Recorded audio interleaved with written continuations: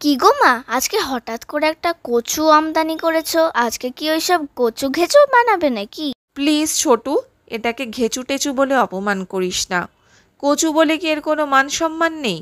আর শোন, আমার কিন্তু এটা ভীষণ ফেভারিট। আর যবে থেকে ওই ইন্দুবালা ভাতের হোটেলের ওয়েব সিরিজটা দেখেছি আর বইটাও পড়ছিলাম কল্লোল লাহিড়ী মশাইয়ের, দারুণ লাগছিল। বেশ একটা কচু বাটা দিয়ে ভাত খাওয়ার ক্রেভিং হচ্ছিল অনেক দিন ধরে। আজ সকালে ঘুম থেকে উঠে বারান্দায় দাঁড়িয়েছিলাম, সবজিওয়ালা কাকুর কাছে না দেখতে পেয়ে গেলাম এরকম একটা কচু। তো নিয়ে নিলাম একদম খপাত করে, সাথে পেয়েও গেলাম একটা নারকোল। ব্যাস, আর পায় কি। আজকে কিন্তু দুপুরবেলাতে জমিয়ে এই কচু বাটা বানাবো, আর সাথে গরম ভাত। জমে যাবে খাওয়াটা। দেখো মা, কচু খেলে আবার গলা চুলকাবে না তো? আমি তো শুনেছি কচু খেলে গলা চুলকায়। এটা কি সত্যি? সেটা আসলে ডিপেন্ড করে। ঝোগরুটি যারা আছে তারা যদি এই কচু বাটা খায় তাহলে কিন্তু তাদের গলা চুলকাতেও পারে। এই যেমন তোকে আমি আগে থেকেই বলে দিলাম, তুই আবার ভুলেও কিন্তু এই কচু বাটা খাস না, ঠিক আছে? আচ্ছা ঠিক আছে, অনেক হয়েছে। এবার সবাইকে নয়তো একটু রেসিপিটা শেয়ার করে দাও। হুম, রেসিপি তো নিশ্চয়ই শেয়ার করব, তবে প্রথমেই কিন্তু একটা কথা বলি। এই রেসিপিটা কিন্তু শিলনোড়াতে সবচেয়ে ভালো হয়। মানে আগে যেরকম আমরা দেখতাম বাড়িতে মা শিলনোড়াতে এগুলোকে সব একসঙ্গে পিষে দারুণ একটা কচুবাটা বানাতো। কিন্তু কি বলতো, আজকালকার দিনে এরকম আমাদের মতো ছোট ছোট ফ্যামিলিতে শিলনোড়ার ব্যবহার তো খুবই কম।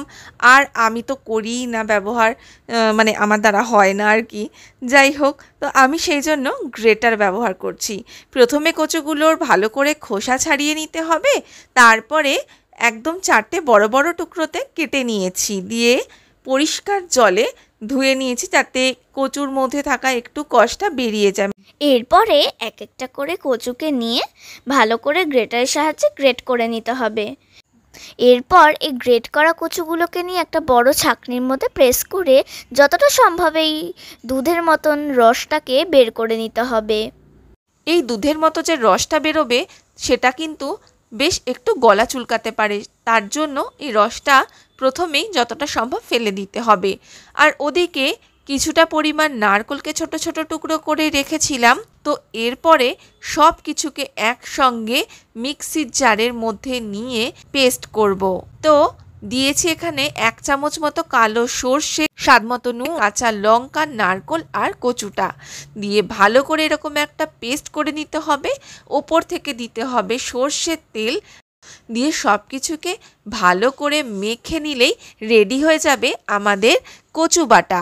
তারপরে আর কি, গরম গরম ভাতের সঙ্গে একদম প্রথম পাতে এই কচু বাটা নিয়ে ওপর থেকে আরেকটু সর্ষের তেল দিয়ে ভালো করে মেখে যখন মুখের মধ্যে চালান করলাম, ঠিক যেন স্বর্গ।